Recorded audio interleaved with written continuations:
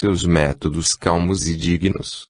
Será que não seria melhor passar os dissidentes na espada do que chamá-los para longas conversas, cansativas e desgastantes? Passe todos na espada, meu rei, pois caso contrário, eles o farão. Isis, meu amor, não se podem resolver todos os problemas através da força. Se eu destruir os que me combatem, amanhã terei que matar os que me apoiam. O medo de serem os próximos fará dos meus amigos os meus inimigos mais perigosos que os estranhos, pois estarão abrigados no recesso do meu lar. Tenho certeza que perde seu tempo com essas víboras, tentando explicar-lhes o seu novo sistema de sociedade. Eles riem às suas costas. Chamam-no de nomes inconfessáveis. Meu coração se entristece de vê-lo ser insultado, logo você, o homem que mais fez por esta desgraçada terra. Sei de tudo de que me chamam e os motivos. Se fizesse tudo o que me pedem, aí sim, seria, para eles, o rei ideal. Como recuso suas ideias, dando prioridade ao combate à miséria, iluminando as almas com as escritas de Djote e espalhando minhas benesses, sou insultado. Em que os xistes, os apelidos jocosos e provocativos e os ultrajes irão mudar minha postura. Minha vida. Tome cuidado com os homens. Julgue-os como a si próprio. Só porque é incapaz de matar um ser vivente, acha que todos lhe são iguais. Não o são, meu amor, minha vida. Esses homens são cruéis. Têm a mente pervertida e desejam seu fim, assim como o meu e o de nosso filho Horus. Conheço os dissidentes e tenho conversado longamente com eles. E lhe respondem com promessas quebradas, juramentos infiéis e palavras tortuosas. Não se fie neles. São víboras que deveriam ser esmagadas. Osíris sorriu e lhe disse, vamos imaginar o contrário, que existe um rei que sou apenas seu vassalo. Por alguma razão, discordo de suas diretivas e vou ao seu palácio para contestá-lo, com todo o respeito que o meu monarca me merece. Eis que recebe-me mal, não me escuta e manda matar-me. Como você reagiria? Que tipo de déspota seria esse crápula? Isis ficou quieta. Osíris marcara um tento. Todavia, durante toda a sua vida, a mulher não perderia as oportunidades para alertar o marido contra os insidiosos ardis que seus inimigos lhe armavam. Osíris era muito bem informado dos movimentos de seus inimigos. Podia parecer ingênuo à primeira vista, mas não era.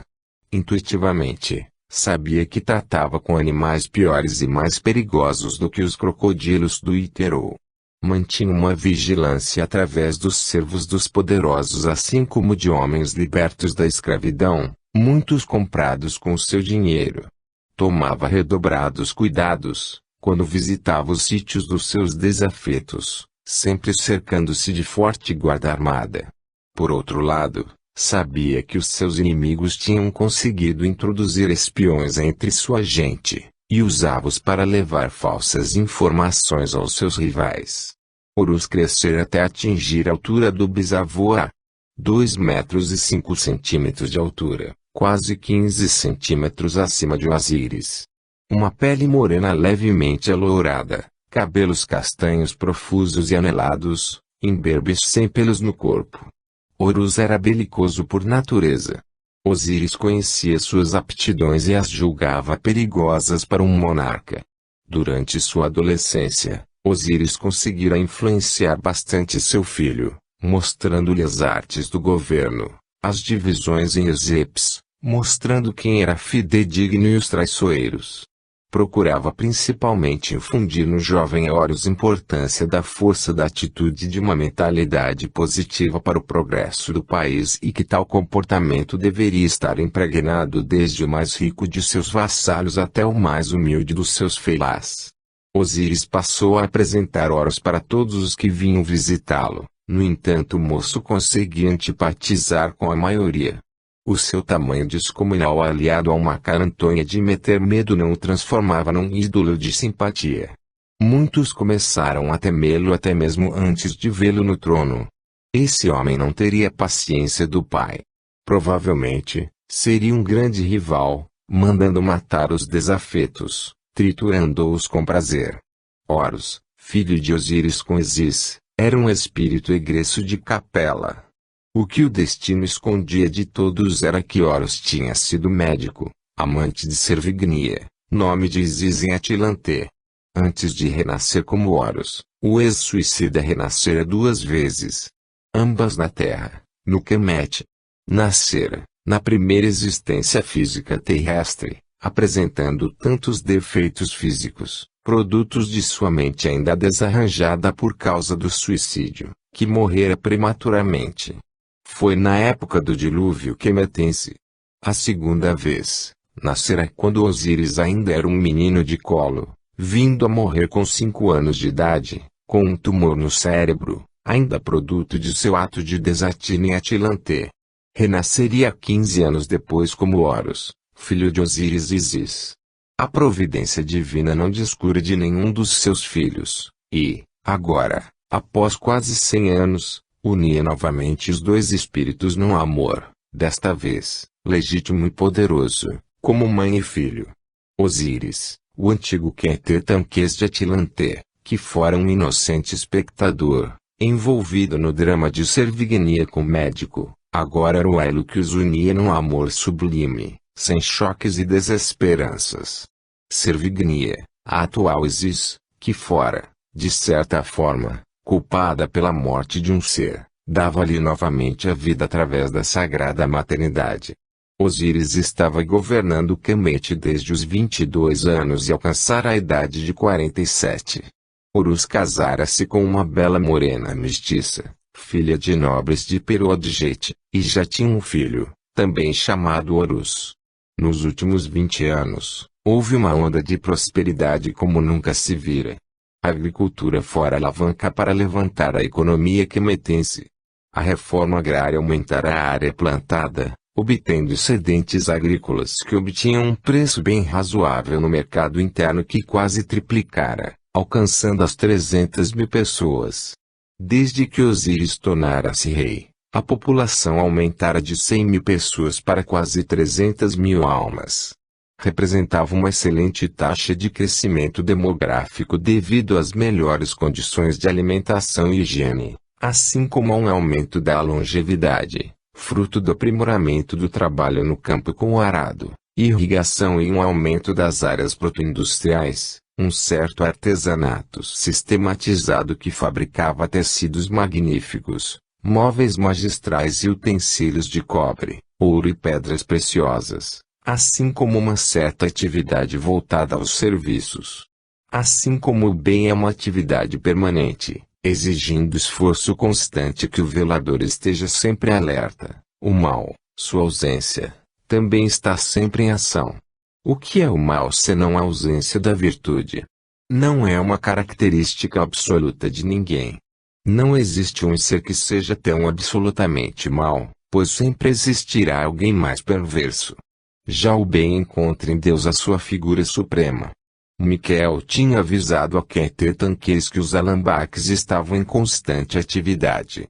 Tinham se localizado em toda a região de Canaã, Gubal, Suméria, Acade, Assíria, além de muitos terem se espalhado pelo globo e, agora, pequenos grupos estavam atuando no Kemet. O cupim é um inseto pequeno, muitas vezes imperceptível, que faz seu trabalho de devastação na madeira sem ser notado, até que seja muito tarde. O mesmo acontece com os obsessores que insidiosamente atuam a nível mental, não sendo detectados, induzindo as pessoas a atuarem de forma que eles, os dragões, atinjam os seus objetivos. Um poderoso alambaque chamado de Garustetaque chegara à cidade de Nubit, poucos anos antes do nascimento de Osíris, logo assentando-se no astral inferior próximo à cidade. Ele viera acompanhando o grupo de sumérios que foram conduzidos por um alambaque que era fiel a Micael. Aos poucos foi induzindo alguns habitantes a beberem além da conta, algumas mulheres a se prostituírem, uma novidade na época, e outros a roubar e matar os caravaneiros que cruzavam o Vale do Iterô, trazendo seus bens do norte e de muitos outros lugares. O vilarejo foi se transformando numa cidade de 15.000 habitantes em virtude do comércio com terras distantes. Os homens ricos da cidade prosperavam cada vez mais, enquanto que o chefe dos alambaques e sua diminuta tropa de 20 e poucos capelinos insinuavam-se em suas mentes e corações. Havia uma espécie perigosa de dragão que era derivada da mais pura e profunda esquizofrenia, e este era o caso de Garustetak, um alucinado que se viciara com fluidos vitais, seja humano ou animal.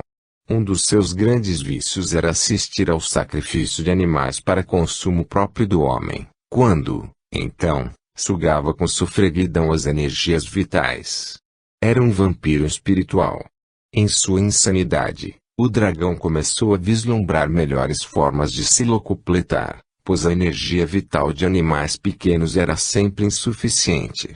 Num determinado momento, um homem foi morto e, Garustetak estando próximo, aproveitou o fato para sugar, de forma grotesca, as energias vitais que emanavam do infeliz.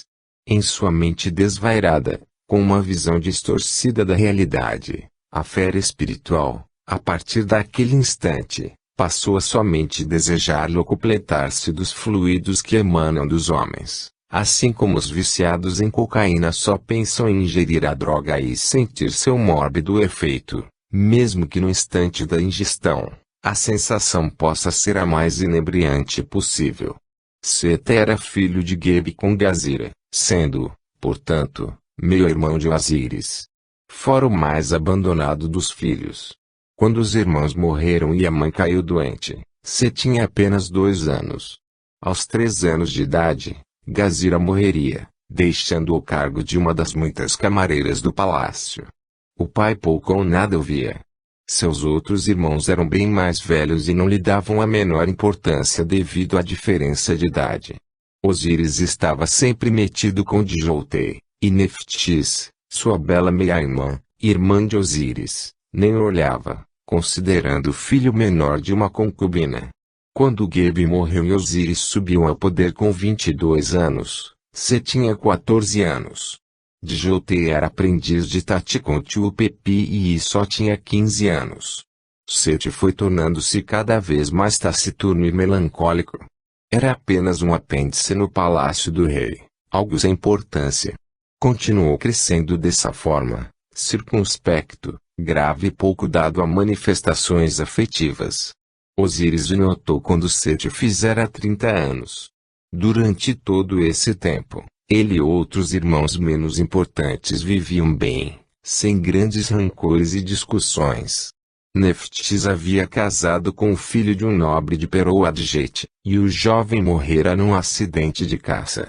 Passado o luto, Set pediu que Osíris o recebesse em particular, o que lhe foi acordado. Naquela noite, pediria a meia-irmã em casamento já que o período de luto havia passado. Osíris ficou de lhe dar uma resposta posteriormente, já que queria falar com Neftis antes. Neftis estranhou o pedido, mas após refletir um pouco, acabou aceitando. Sua condição de viúva de um nobre dificultava contrair novas núpcias. Um pouco enfadada, Neftis desposou Set. Descobriu, logo na primeira noite, que cometera um grave erro, pois Set era brutal, desprovido de qualquer carinho e cavalgou a esposa como se fosse um animal. Machucou-a, ferindo-a por diversas vezes. Neftis passou a fugir dele, evitando-o ao máximo. Passados alguns meses, Neftis foi se queixar ao irmão Isis, relatando-lhe a rispidez com que era tratada, a forma brusca e insidiosa como era sexualmente possuída e o desdém que Set demonstrava-lhe em público. Pleiteava que o casamento fosse desfeito e o marido enviado para longe. Osíris mostrou-lhe que o casamento só poderia ser invalidado se Set quisesse, porquanto ele era um príncipe e tinha preponderância sobre a vontade da esposa. O máximo que poderia fazer seria enviá-lo em alguma missão distante no reino, o que o afastaria dela por algum tempo. Osíris conversou com Djoltei, juntos, decidiram enviar Set até Nubit, um Ezepe mais ao sul, onde poderia resolver alguns problemas que estavam surgindo naquela localidade. Já havia alguns meses que uns bandidos estavam atacando a região e o administrador local simplesmente era incapaz de resolver assuntos policialescos. O monarca conhecia seu irmão, sabendo de seus pendores para a violência, o desatino, a bebedeira e a licenciosidade desenfreada. E mais, sabia que tinha uma preferência por homossexuais. Chegara aos ouvidos reais que Seth, seu meio-irmão, não só mantivera conjunções carnais com vários e notórios rapazes efeminados, como inclusive surrara vários deles após praticar o ato. Mesmo assim, os moços adamados de Digeddu o adoravam por razões desconhecidas. Alguns diziam que era muito viril, podendo satisfazer um grande número de rapazes numa noite. Seth recebeu a incumbência de se desembaraçar dos bandidos que infestavam Nubit. Foi-lhe dada uma tropa esmerada, acompanhada de um lugar-tenente que já se notabilizara em ferozes combates com líbios. Aker, o lugar-tenente de Seth, era um homem baixo, atarracado, com um olhar gélido como o vento do norte e de poucas palavras. Sua estatura reduzida era compensada por uma agilidade muito grande e uma força descomunal. Era hábil com o arco e flecha e sua verdadeira paixão era matar os oponentes em lutas corporais. Esse espírito de origem capelina, de antecedentes obscuros que o trouxeram expurgado de Atlante, logo descobriu que seus pendores de guerreiro e comandante iam lhe trazer mais benefícios do que imaginara. A campanha de Nubit, como ficaria sendo conhecida, transformou, da noite para o dia, o desconhecido Seth, num hétero deus de Nubit, sendo conhecido como Nubli. Aker, tão brutal como Seth, descobriu, através de tortura, que os bandidos estacionavam perto de um rio, e, cercando-os, dizimou-os completamente, levando de volta para a cidade as cabeças dos facínoras. A cidade festejou o belo feito e a morte dos bandidos que vinham aterrorizando-a por quase um ano. Seth e o seu lugar-tenente foram convidados a inúmeras festas, e foram se aclimatando com os nobres e ricos da cidade. Seth passou mais de um ano nos dias de devassidão. Foi nessa época que Garustêtaka aproximou-se dele. Vendo em Setum igual, o Alambaque começou a conviver com o príncipe, participando de suas festas, de suas bacanais e de sua voluptuosidade. Havia encontrado não só uma alma afim, como uma personalidade que obedecia cegamente aos seus impulsos mentais. Seth tornou-se um joguete na mão de Garustêtaka. Seth voltou, 15 meses depois de ter partido de Digeddu, e foi recebido com honrarias e presentes de Osíris. Neftis escondeu-se quanto pôde, mas Seth logo a descobriu, na ala das mulheres, onde ardimente penetrara atrás da esposa. Foi horrorizado que viu a barriga proeminente, demonstrando que estava grávida. No intervalo de tempo em que Seth estava aventurando-se em Nubit, Neftis manteve um caso extraconjugal com um dos chefes da guarda que acabara por engravidá-la. Seth espancou a mulher e ameaçou-a de morte se não confessasse quem a possuíra. Neftis, completamente apavorada, desejando proteger o amante, preferiu acusar o irmão, Osíris, de incesto, pois sabia que o Seth não poderia fazer nada contra o rei. Seth, absolutamente fora de controle, a espancou no baixo ventre, na esperança de que abortasse. Após deixar Neftis prostrada de dor, Seth abandonou o palácio, revoltado com Osíris. Isis acudiu à prima que lhe contou tudo com detalhes. Condoída, Isis tomou-se a sua proteção e enviou-a secretamente para outra cidade, onde, incógnita, deu à luz a Anubis.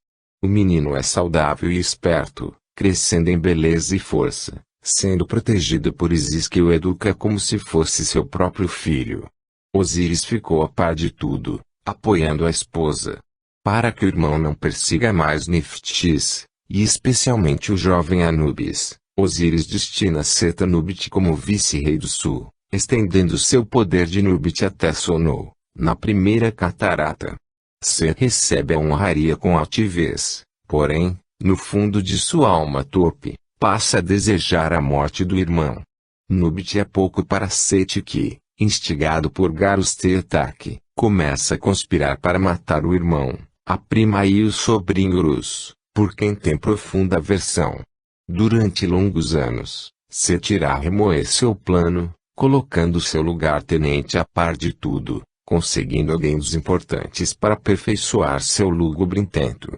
Osíris tem que visitar os Izes anualmente, incluindo Nubit, onde seu irmão reina. Set articula para atacar Osíris nessa visita. Osíris chegou acompanhado de Horus, Isis e de Joutei, além de sua escolta normal. E recebido com grande pompa e diversas solenidades foram feitas para honrar o grande rei. Naquela noite, Set reuniu todos os convidados para um banquete, onde toda a sociedade rica de Nubit trouxe presentes para homenagear o grande monarca. Presentearam Osíris com objetos em ouro, prata, marfim e outras raridades como lápis-lazuli do Elon, que viera através de caravanas de mercadores. Horus estava possuído da mais viva impressão, achando que algo estava errado, ou que poderiam atacar seu pai. Desse modo, estava próximo a Osíris, armado com uma adaga, escondida sob suas vestes. Set tinha se comportado magnificamente, irreprochável, mantendo a etiqueta, a postura e, até mesmo, um sorriso amigo, cálido e seguro. Osíris tratou-o como a um irmão querido, elogiando em público, o que o enaltecia perante os olhos de seus concidadãos. Set, por sua vez, amorosamente o conduzia pela sua casa, mostrando os vários quartos. Deteve-se perante um e disse-lhe baixinho: "Meu rei, esse quarto é somente para seus olhos. Mais tarde o trarei para ver o que aqui escondo para sua alteza." Osíris brincou, dizendo-lhe: "Espero que não seja uma bela donzela, pois teria que recusar o anão, meu rei. Sei de sua fidelidade absoluta à nossa adorada Ísis." Chegando-se mais perto para que ninguém soubesse o que estava cochichando, Set disse algo nos ouvidos reais que aguçou a curiosidade do rei. Set fez um gesto como a dizer mais tarde, e se afastaram da porta. Osíris tinha sido fisgado pela sua imensa curiosidade. Set dissera-lhe que estava naquele quarto um sábio vindo de outras terras e que lhe contaria segredos sobre o passado da terra e de onde os Kemetenses vieram. Um homem da estirpe de Osíris tinha uma curiosidade intelectual extraordinária. Falar de um sábio que conhecia as origens e, quiçá, o destino dos homens. Era uma isca intelectual forte demais para Osíris. Garus-Tetak soubera conduzir Set a instigar Osíris numa armadilha que só a sorte poderia evitar. A festa foi digna de um rei e, após algumas horas de agradável entretenimento, Set convidou o monarca a acompanhá-lo ao quarto do sábio. Set passara a noite assolando a curiosidade real, contando fatos a respeito de como o ancião viera fugido de um local distante, carregando consigo rolos e tabuinhas, contendo estranhos símbolos indecifráveis. Osíris já não se mantinha mais calmo, desejando conhecer o homem, imediatamente. Set lhe fez ver que o ancião não aceitaria responder perguntas a qualquer um, apenas ao rei. Não havia por que desconfiar de um anfitrião tão dedicado como Set, portanto Osíris assentiu. Iria ver o ancião sozinho. Osíris seguiu Set pelo longo corredor que dava para o quarto onde supostamente deveria estar o velho. Set empurrou a porta e, no fim da sala, estava um vulto, sentado sobre as pernas, ao lado de uma lamparina que ardia, mal iluminando-o. Set entrou primeiramente, imediatamente seguido de Osíris, que entrou no quarto indo em direção ao suposto ancião. Osíris deu 4 passos no interior da penumbra do quarto e, subitamente, sentiu uma forte dor na nuca. O quarto mal iluminado ficou totalmente escuro e Osíris pôde ouvir muito ao longe a voz de Horus, seu filho. Horus, intrigado e desconfiado, observou quando Set chamou Osíris para acompanhá-lo. Algo em seu íntimo gritou que era uma armadilha. Saiu da mesa em tempo para ver Osíris saindo da sala de festas. Seguiu a distância até o final do corredor escuro e viu quando entrou no quarto. Apressou o passo para não perdê-lo de vista, vendo quando um homem saíra de trás da porta e golpeara a cabeça de seu pai com um bordão. Instintivamente, puxou da adaga escondida, engalfinhou-se com o atacante do pai antes que pudesse dar novo golpe e cravou-lhe nas costas o punhal. Seth aproveitou a ocasião para fugir, enquanto que o homem que personificara o suposto ancião também levantava-se para tentar fugir. Horus cravava pela segunda vez a adaga nas costas do miserável, enquanto gritava freneticamente pelos guardas. Em alguns segundos a casa estava um reboliço só. Serventes corriam de um lado para outro, enquanto que a guarda acudia a Horus. Seth correra para fora de sua casa, unindo-se à sua tropa de milicianos que já o aguardava. Horus acudiu o pai desfalecido. Notou que um filete de sangue estava saindo de sua nuca, contudo o monarca estava vivo. Desacordado, mas vivo. Horus chamou um dos seus guardas e disse-lhe: pegue 3 homens rápidos e corra até onde estão os nossos soldados. Traga-os imediatamente. Faça-os correr, acho que seremos atacados em breve. Vá. O homem saiu correndo porta fora, seguido de mais 3 corredores lépidos. Enquanto isso, Horus, tendo deixado Osíris desacordado no colo de Isis, que chorava, preocupada com o estado do seu marido, juntou-se à tropa e deu ordens para protegerem o perímetro da casa. Pôde ver que todos os administradores do norte estavam ausentes. Ali, os traidores. Pensou Horus enfurecido. Os do sul vieram procurá-lo, querendo saber notícias do rei. Está desacordado. Parece que está vivo. Quem o atacou? Um biltre a mando de Seth. Onde está o traidor? Fugiu no escuro. E, se muito me engano, deverá voltar com seus milicianos para terminar o trabalho que iniciou. Realmente, em menos de 10 minutos, uma algazarra se fez ouvir no lado de fora da casa. Era Seth com mais de 200 soldados, lançando-se contra sua própria casa, sabendo que Horus e Djoute estavam lá. Para ele, Osíris estava morto, e se não estava, deveria ser trucidado junto com Ísis, Horus e os demais. Agora, era tarde demais para retroceder. O ataque foi feroz em poucos minutos. A pequena tropa de Horus estava praticamente dizimada. Tinham diminuído o círculo de defesa a um mínimo. Não restava mais do que meia dúzia dos 30 iniciais. Horus lutava como um leão. Um ferimento na perna esquerda o incomodava. Colocou-se na grande porta de acesso e, com seu gigantesco porte, barrava as pretensões das forças invasoras. Seth comandava suas tropas à distância segura. Chamou 4 homens, apontou para Horus e disse-lhes que daria uma enorme recompensa em ouro se o matassem. Os 4 facínoras saltaram para frente motivados pela cobiça. Um recebeu forte cutilada na têmpora e caiu morto. O segundo foi morto a estocadas por 2 lanceiros de Horus que guardavam o flanco do príncipe.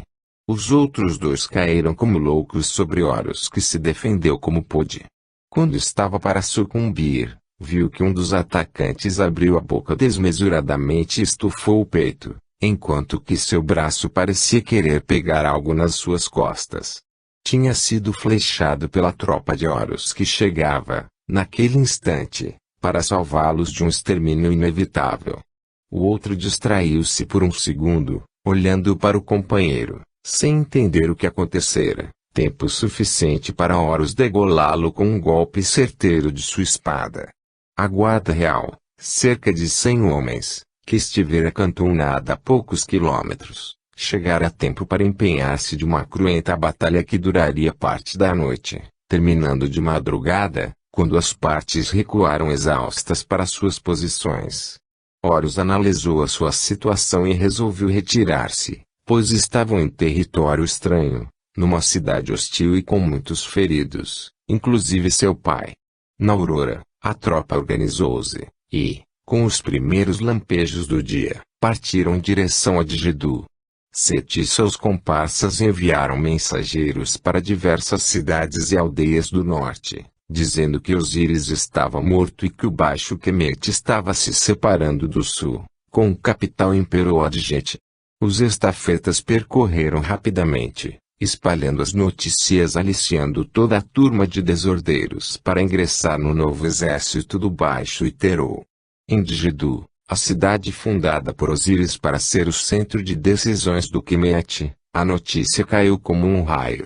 Os descontentes, que sempre existem, e os vádios, que culpam os outros por seus infortúnios, uniram-se numa baderna colossal. O palácio foi saqueado, os móveis roubados, os grãos estocados foram distribuídos entre a população. Horus recebeu notícias do fato e decidiu que rumariam para Tênia ao invés de se aventurarem com uma força pequena e ferida até o Baixo Iterô. Horus jurou que voltaria e vingar-se-ia da afronta que sofrera. Tênia, também conhecida como Tinis, era uma cidade dividida em duas porções, sendo que cada uma ficava numa das margens do Iterô. A que ficava na margem oriental foi mais tarde chamada de Nequeba em homenagem à deusa Nequebet, e atualmente chamada de Elcabe. Já a sua cidade irmã, do lado ocidental do Iterô, passou a se chamar Nequem, sendo que os gregos a rebatizaram de Hieracópolis e atualmente chama-se com El-Amar. Esta divisão de Tênia foi feita por um faraó da segunda dinastia que queria diminuir a importância histórica de Tênia, fixando a capital de seu reino em outra cidade. 4 dias haviam se passado quando a tropa com Osíris, Ísis, Djotei e outros súditos leais alcançaram Tênia. Tinham vindo a pé, fugindo das margens, já que o norte dominava todas as vias, assim como havia prêmios dados por Sete para qualquer informação. Osíris inspirava grandes cuidados, estando em profundo estado de coma, não apresentando nenhuma melhora sequer. Seu espírito estava preso à carne, dormindo e acordando, tomando mais ou menos consciência do que lhe acontecia. Na carne, contudo, estava imóvel. Ísis refrescava seus lábios com um pano úmido e encontorava para que se recobrasse. No outro dia em que chegaram a Tênia, Osíris abriu os olhos. Ficara desacordado 5 dias, tendo perdido pouco mais de 6 quilos. Sentia-se fraco e sua vista estava extremamente turva. Via com dificuldades. Tentou mover a mão. Não conseguiu. Tentou mover o braço. Nada. Um desespero tomou conta do rei, que tentou gritar. Um sussurro singelo saiu de seus lábios ressecados, suficientemente alto, todavia, para chamar a atenção de uma serva que estava perto, velando pelo sono do seu senhor. Ísis foi chamada incontinenti. Chegou lépida e esbaforida, abraçou-se ao marido, feliz de vê-lo novamente vivo. Imediatamente, estranhou sua imobilidade. Não conseguia falar. Ele chorava baixinho, com lágrimas quentes a rolar pelas faces. Estava imobilizado. Osíris estava estático, inerte. Estava quadriplégico. Não tinha movimento nenhum do pescoço para baixo. O golpe, que por pouco não o matara, transformaram-no num ser totalmente dependente do carinho de Ísis. Djotei, Ísis e Horus reuniram-se e decidiram que não deveriam divulgar o estado do rei. Não o declararia morto. Horus iria montar um exército poderoso e retomar o norte, enquanto que Djotei comandaria o estado. Ísis ficaria como rainha e cuidaria pessoalmente de Osíris. Horus levou mais um mês para reunir alguns felás e descer o rio em direção a Anubit. Desejava trucidar Sete. Seus espiões, entretanto, informaram-lhe que o renegado estava em Perou-Adjete, articulando um governo de coalizão. Estava unindo forças com Zal, Perou-Adjete e Terenuti, vista que conquistara Digedu.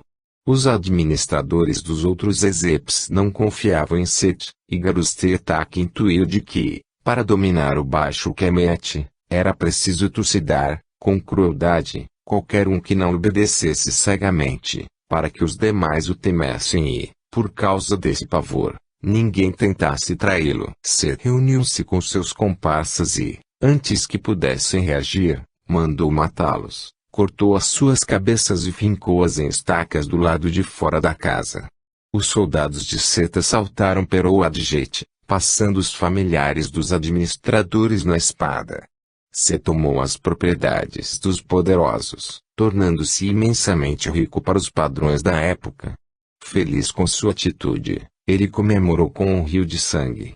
Garus Tetak, por sua vez, vampirizava as vítimas atrás do precioso fluido vital. O exército de Horus penetrou o delta, enquanto os espiões de Set informavam que o príncipe estava se aproximando. O traidor e quase regicida reuniu sua tropa e partiu para a confrontação com as tropas do sul. Em breve, teriam que decidir quem ficaria com o rico delta.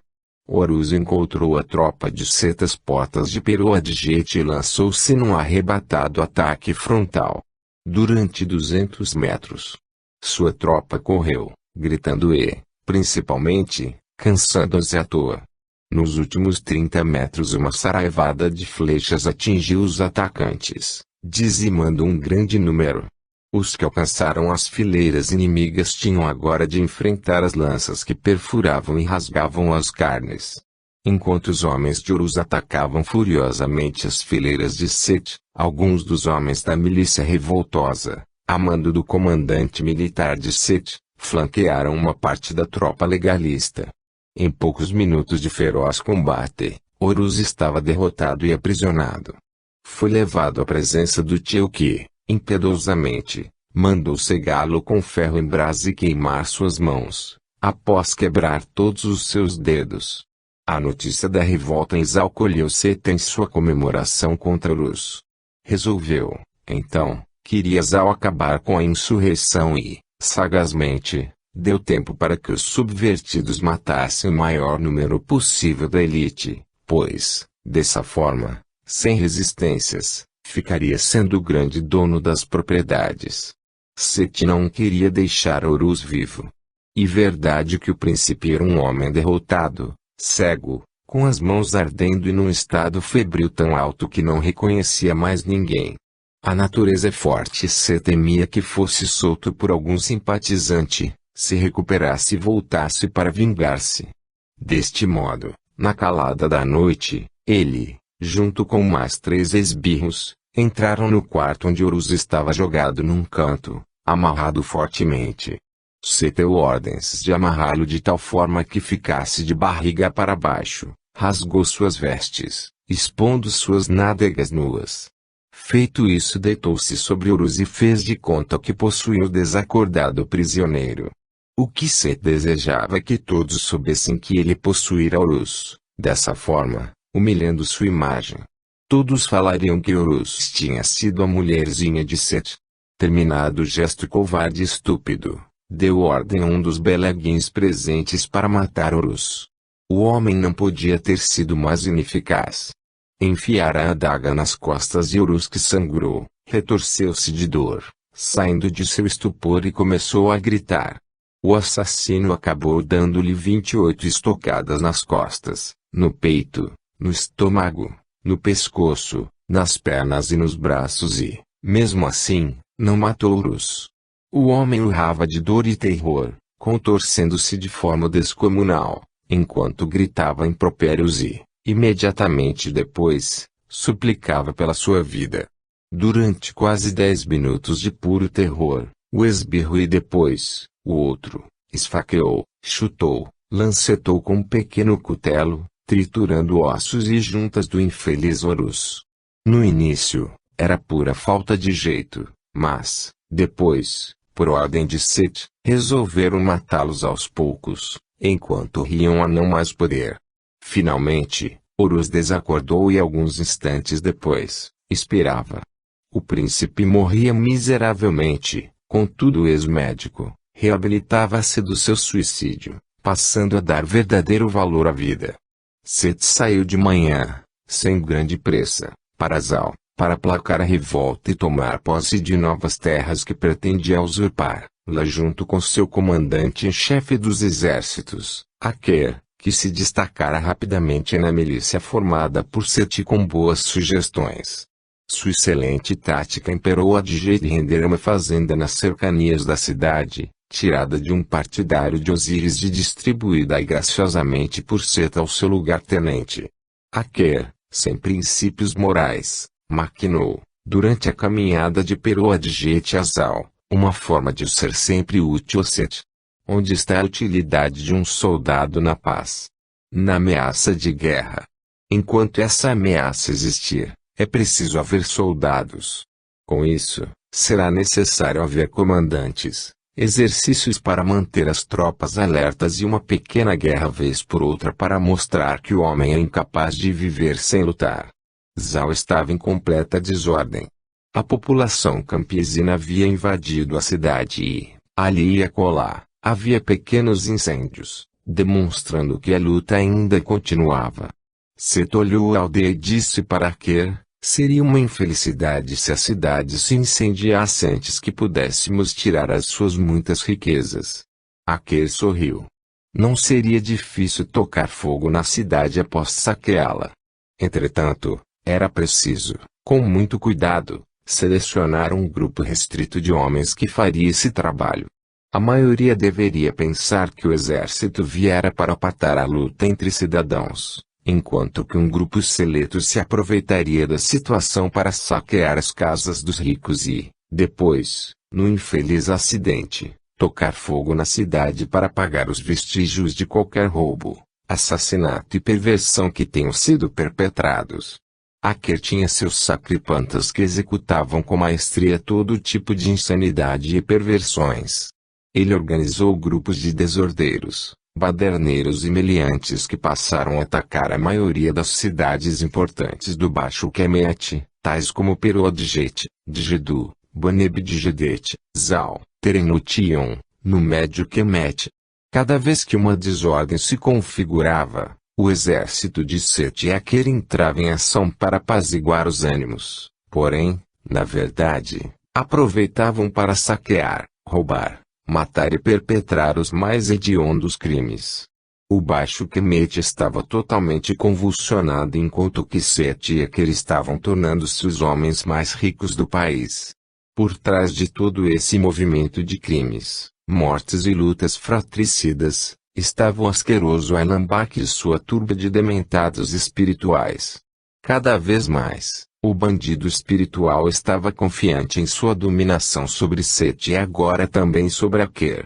Todavia os abusos são tolerados até um determinado limite e os coordenadores espirituais do Kemet resolveram pôr um fim a esse flagelo que martirizava o norte.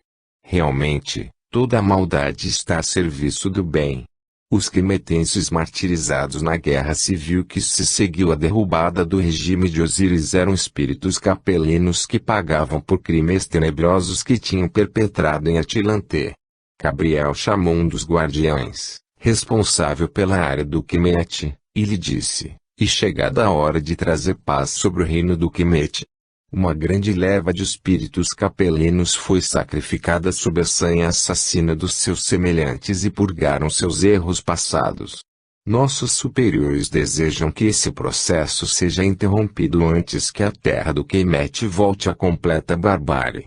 Para tanto, teremos que parar com a atividade criminosa de Set, Aker e, principalmente, daquele Alambak que os domina, comentou um dos guardiões presentes. Acione os dispositivos que achar adequados para capturar e neutralizar o nosso infeliz irmão. Você sabe que os administradores espirituais não desejam o simples aprisionamento do bandido, e sim, a redenção do insurreto. Trabalhe para recuperar nossos 3 amigos. Prepare um plano e traga-me para que o aprove junto aos superiores. Alguns dias se passaram e o mesmo coordenador de guardiães aproximou-se de Gabriel e expôs suas ideias. No outro dia, receberia o sinal verde de Gabriel para começar a agir. Ele consultara Metaton e Micael, tendo recebido aprovação para a ação a ser empreendida. Alguns dias depois, um transportador astral fizera a viagem entre Atlante e a Terra trazendo uma senhora de uma beleza eterna. Não se poderia precisar a idade, pois seu belo semblante demonstrava ser um espírito do astral superior que baixara seu padrão vibratório para alcançar os níveis onde estavam.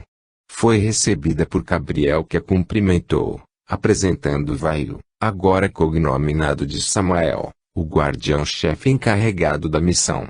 A linda dama, Docemente falou com todos e, após as explicações adicionais que lhe foram dadas por Samael, quis ver o alambaque imediatamente. Samael, Gabriel e a dama voltaram até uma planície onde estava o exército de Sete e Aquer. Ela não parecia estar ressentindo as grandes diferenças entre Atlante e a terra. Aproximaram-se da tenda de Sete. Do seu interior, um cheiro nauseabundo evolava. Parecia carne podre, longamente deteriorada. Esse odor nauseante não era físico e sim, espiritual. A dama parou na entrada da tenda e seus olhos esquadrinharam o ambiente até ver a figura grotesca de Garustetak. Seu aspecto era ainda mais repugnante do que antes, quando começara a dominar espiritualmente Set. Apresentava uma corcunda ainda maior, com uma pança descomunal. Sua pele tornara-se multicolorida, cheia de pústulas que davam a aparência de serem virulentas. Uma das suas pernas apresentava chagas tão pronunciadas que encurvara a ponto de obrigá-lo a andar manquitolando de forma burlesca. Seu rosto era de tal forma deformado que só com excesso de amor poder-se antever nele algo de humano. Seu narigão, com duas verrugas escuras a ponteá-lo, era tão adunco, tão curvado que cobria parte de sua bocarra, cheia de dentes rotos imundos, pontiagudos, animalescos. Encimando sua cabeça, duas orelhas com lóbulos excessivamente longos. O alambaque, de tanto aspirar os ares deletérios da maldade, transformara-se num ridículo ser, e até mesmo os outros demônios riam-se dele, desprezando-o e também temendo seu formidável poder mental. Lágrimas suaves rolaram dos meigos olhos da dama. Ao que tinha se reduzido aquele homem que fora o grande amor de sua vida. Fora por esse ser que ela abandonara a família, os filhos, um marido amoroso e uma casa segura. Durante esse período, pagara caro por esse amor destemperado até transformar-se num espírito do astral superior. Agora, viera até a terra, por solicitação dos superiores, para ajudar o homem que, de certa forma, ajudara a desvirtuar. Gabriel falou-lhe gentilmente, no nível em que estamos. Não pode nos ver. Contudo, trata-se de um doente espiritual da mais profunda gravidade. A noção da realidade que o cerca é tão diferente da nossa que lhe causaria espécie conhecê-la. Como chegou a este estágio? A força do pensamento é o maior poder existente no cosmo. Ele constrói universos e destrói vidas. Nosso irmão endureceu-se nas atividades mais animalescas do espírito e externa uma forma híbrida que ele mesmo detesta.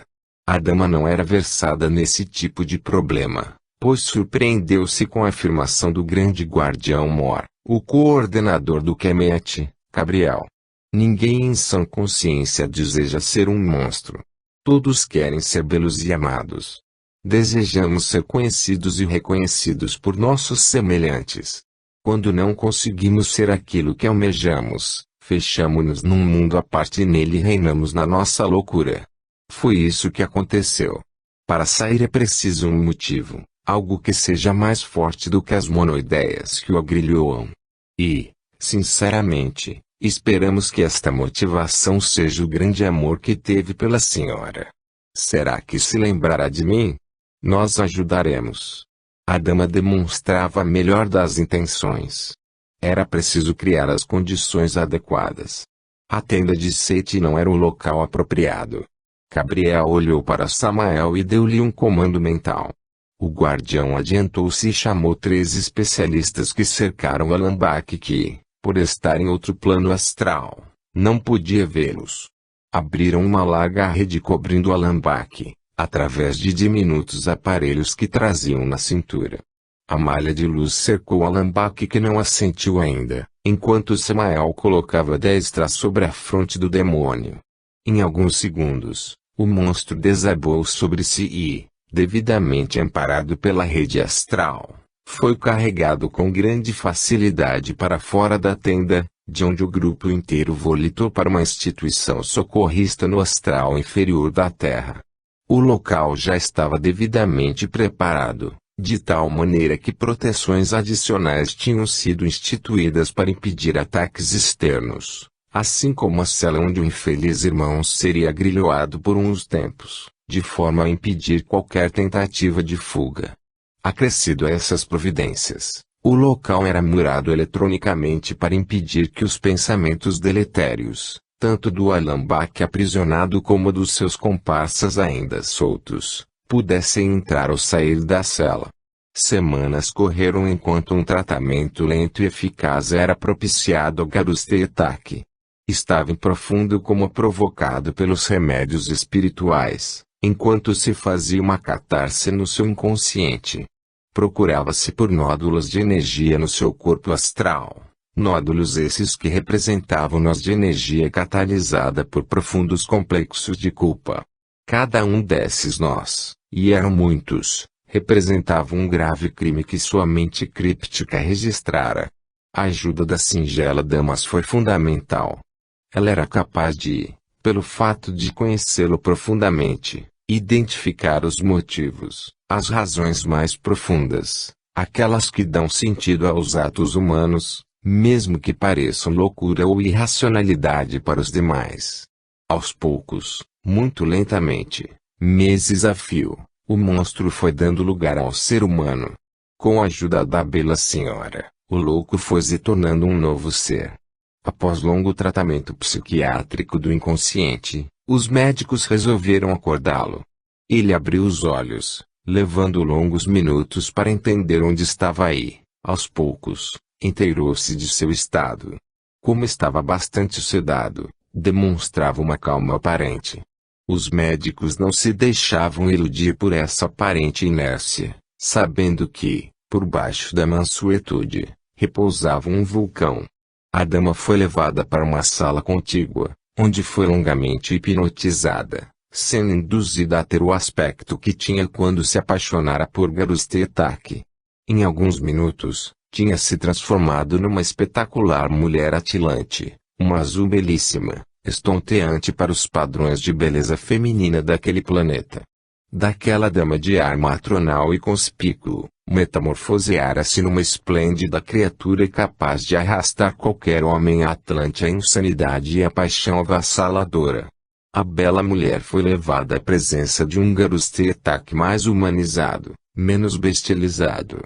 O ser olhou fixamente, como se procurasse, em sua memória, relembrar de onde conhecia aquela figura. A mulher disse-lhe: meu querido Garustetak, lembre-se de mim, a sua amada Teinua. O homem piscou os olhos e só não os esfregou porque tinha as mãos atadas. Teinua. Não era possível. Pensou. É uma ilusão. Teinua aproximou-se e, de olhos molhados, abraçou a cabeçorra, ainda distorcida, de Garustetak.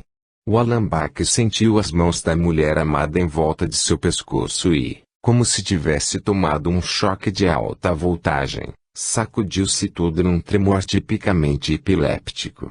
A comoção de ter se encontrado com seu grande amor, 200 e tantos anos depois, quando não passava de uma lembrança quase totalmente esquecida, foi algo de inenarrável. Estrebuchou grotescamente e, subitamente, estancou. Olhou para Teinua como se estivesse vendo um fantasma e, num ataque súbito, desandou a chorar como se fosse a mais tenra das crianças. Era um choro profundo e complexo.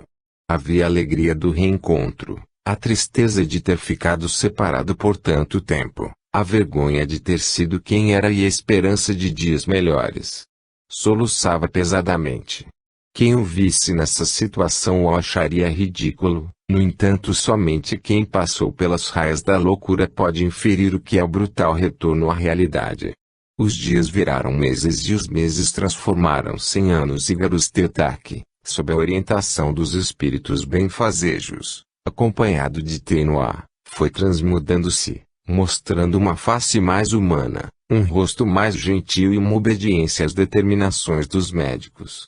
Ficava horas em estudos, querendo recuperar o tempo perdido, olhando para Teinua, a procurar o reconhecimento do esforço. Teinua tinha sua própria existência em Atlante, já que deixara seu trabalho no astral superior, para ajudar Garustetak. Nos últimos tempos, voltara para a capela, fazendo visitas atemporárias ao antigo amante que se preparava, jovialmente, para um novo renascimento. Voltando ao passado, com a retirada de Garus-Tetak de perto de Setiaker, os dois puderam ser melhor orientados por guias espirituais que aconselharam que os dois se unissem, saíssem do Delta e permitissem a reestruturação do Baixo Kemet. Após 2 anos de guerra civil, provocada pela ambição desmedida de Aker e Set, os dois uniram-se para dominar o Alto Kemet, onde tentariam colocar na cabeça de Set a coroa vermelha que representaria seu governo na cidade de Terni. Alguns meses depois, eles iriam guerrear com Terni, mas como houve um impasse nos combates, Set preferiu partir para sua nova capital, optar por e descansar, pois já se sentia exausto de tanta violência. A simples retirada de Garus-Tetak de perto dos dois, trouxera-lhes mais tranquilidade e ficaram menos sangue sedentos. Enquanto isso, Osíris, deitado no seu leito, era cuidado dia e noite pela amorosa Ísis. Soubera da morte de Horus e deixara o trono para seu regente de Jotei que deveria ensinar o neto Horus a ser o rei de Terni. O jovem Horus tinha apenas 4 anos de idade, portanto, ainda era inábil para o trono. Jotei, um homem de paz, preferiu montar um sólido exército e vários postos de defesa ao longo do Iterou, aventurar-se numa guerra perigosa contra Set. Osíris, por sua vez, passou 14 meses totalmente imóvel, até morrer nos braços de sua adorada Ísis. Seu espírito foi levado aos mais altos postos espirituais, onde foi louvado e efetivamente tornou-se um deus protetor do Kemet por longos séculos. Set teve vida curta. 3 anos depois de ter tentado matar Osíris, teve uma apoplexia seguida de uma parada cardíaca, com menos de 40 anos de idade. Iria morrer alguns meses depois do meio-irmão. Aker, por sua vez, tentou usurpar o trono, e uma nova guerra civil aconteceu, derrubando-o. Foi morto com requintes de crueldade pela soldadesca enfurecida. O Hexapedion foi unido novamente a Tani, sob o comando de um senhor feudal fiel à coroa. Com a morte de Osíris, Ísis durou poucos anos numa solidão a que se impôs, enclausurando-se, só saindo para ver seu neto Horus crescer e tornar-se rei de Terni, colocando o cetro sobre sua cabeça. Jotei viveu ainda muito tempo. Morreu com 75 anos, tendo ajudado Horus a governar progressivamente o Alto Kemet. Jotei entrou para o panteão dos deuses quemetenses com seu nome grego, Thoth, sendo também conhecido pelos gregos como Hermes Trismegistus, 3 vezes grande. Com a queda de Osíris, a morte de Horus e o declínio de Set, o Kemet dividiu-se em 3 reinos, 2 no Baixo Kemet, com capitais em Peroad e Jetizal, e 1 no Alto Kemet, com capital em Terni. Durante 250 anos, o Kemet intercalou períodos de relativa paz com algumas épocas de encarniçadas lutas. A interrupção do processo osiriano causou um retrocesso grande na higiene, na cultura, nas invenções e na agricultura, e a miséria, que ainda não tinha sido totalmente debelada, voltou com intensidade alarmante.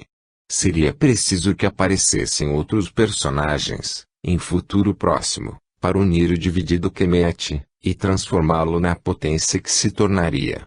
Para tal, seria necessário que os capelinos continuassem sua saga pelas terras do Kemet. Fim.